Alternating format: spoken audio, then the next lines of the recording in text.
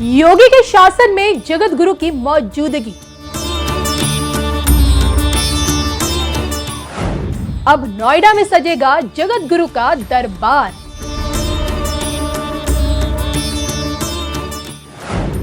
हर दिन 4 घंटे होगी राम कथा।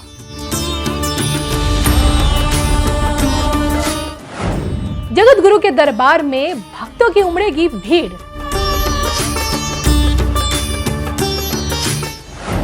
भविष्यवाणी करने का सिलसिला हुआ आरंभ।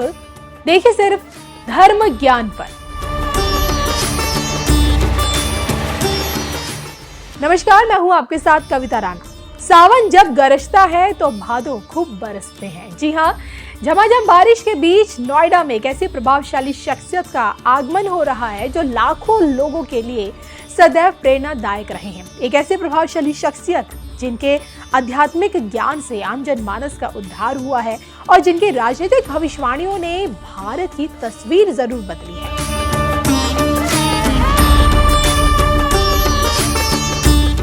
हम बात कर रहे हैं जगत गुरु स्वामी रामभद्राचार्य जी की, जिनके नोएडा आने से पहले स्वागत की तैयारियां जोरों पर है। जी हाँ, चित्रकूट की पावन धरा से आने वाले जगत गुरु इस बार नोएडा आ रहे हैं।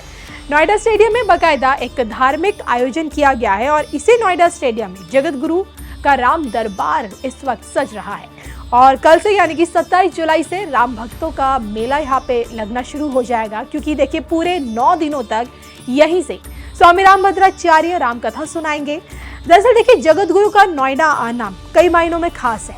स्वामी रामभद्राचार्य देखिए संत समाज से आने वाली एक ऐसी प्रभावशाली हस्ती है जिनका संपूर्ण जीवन हमेशा से मानव कल्याण को समर्पित रहा। आपको याद होगा कि दशकों तक चली राम जन्मभूमि की लड़ाई में जगत गुरु की भूमिका कितनी निर्णायक रही, इसका अंदाजा आप इसी से लगाइए कि कोर्ट में इन्हीं की गवाही ने पूरे मामले का रुख राम भक्तों की तरफ मोड़ दिया था। बतौर गवाह जज के आगे स्वामी रामभद्राचार्य ने राम मंदिर के अस्तित्व को लेकर जितने भी साक्ष्य रखे, उसे विरोधी पक्ष झुठला नहीं पाए।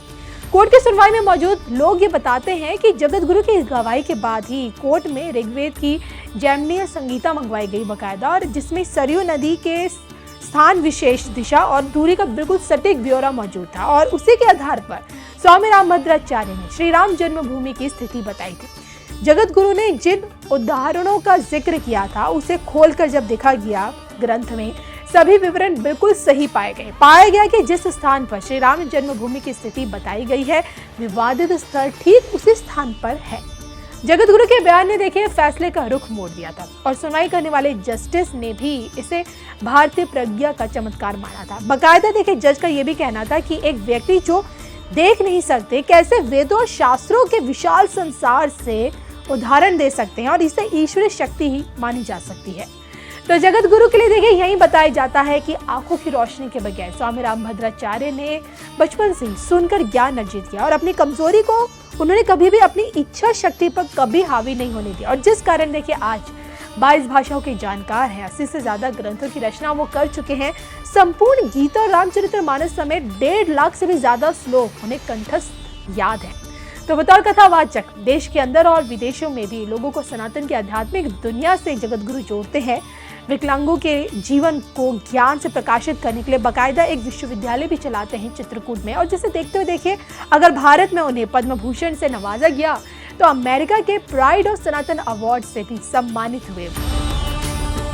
चाहे देखिए देश के प्रधानमंत्री हो नरेंद्र मोदी या फिर यूपी के मुख्यमंत्री योगी आदित्यनाथ, दोनों का ही जगत गुरु से खासा लगाव हमेशा से रहा है।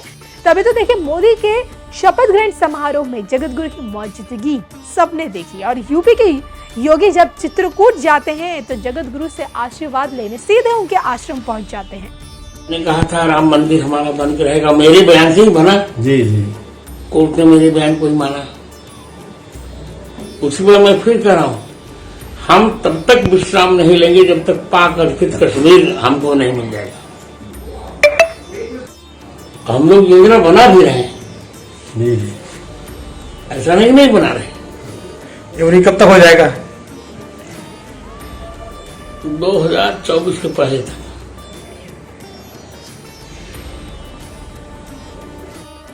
अभी आप देखो, 1 अरब 11 करोड़ लोगों को टीका आज तक लग गया।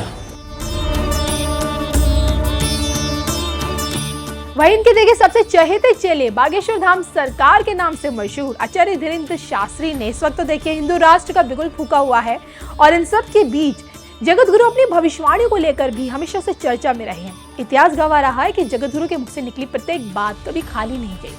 उन्होंने जब भी कुछ कहा, किसी भी संदर्भ में कहा, लोगों ने उसे सच होते हुए देखा। आपको जानकर ताज्जुब होगा कि 2013 में ही जगत गुरु ने मोदी के प्रधानमंत्री बनने की भविष्यवाणी कर दी थी। 19 के शुरुआत में यह बता दिया था कि मोदी फिर से आने वाले हैं सत्ता में।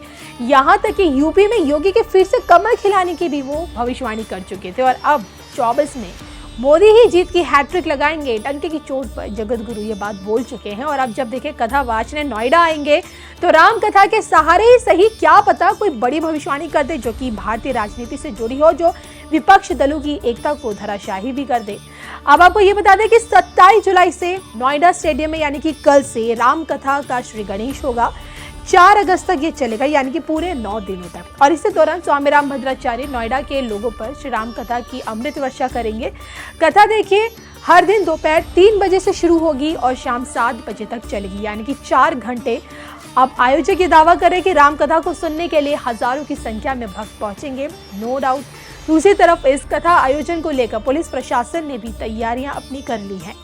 तो जगत गुरु को करीब से जानने वाले ये बताते हैं कि बाहरी दुनिया के मुकाबले स्वामी राम भद्राचार्य अंतर्दृष्टि से ही ईश्वर के रोज दर्शन करते हैं। 5 साल के बालक जैसा उनका निर्मल मन है और ये उनकी अलौकिक शक्ति का ही सबूत है, जिसके चलते भविष्य में होने वाली घटनाओं का आभास उन्हें हो जाता है। उनकी इतनी ह्यूज फैन फॉलोइंग है। और 100 बात की एक बात ये, हम तो यही कहेंगे कि संत की ये राम कहानी हमारे लिए और आपके लिए एक अद्भुत, अकल्पनीय और अविश्वसनीय है।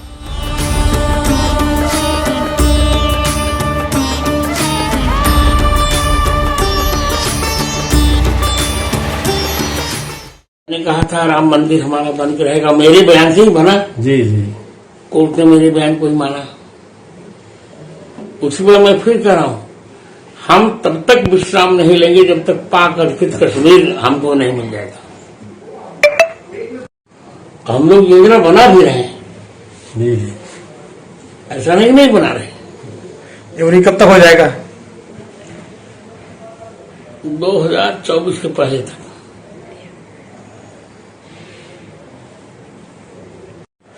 अभी आप देखो 1 अरब 11 करोड़ लोगों को टीका आज तक लग गया।